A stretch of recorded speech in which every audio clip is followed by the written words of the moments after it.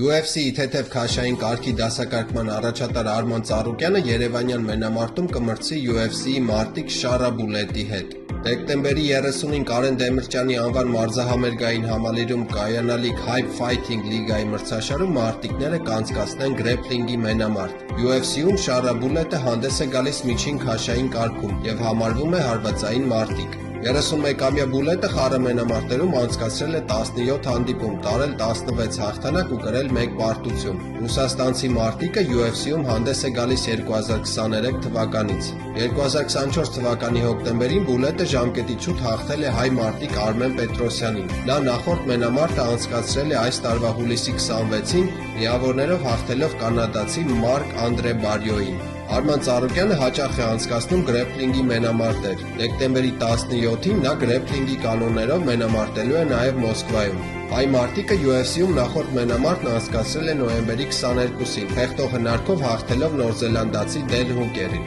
29-ամյա Ծառուկյանը խառը մենամարտերում մասնակցել է 26 հանդիպման, տարել 23 հաղթանակ ու կրել 3 պարտություն։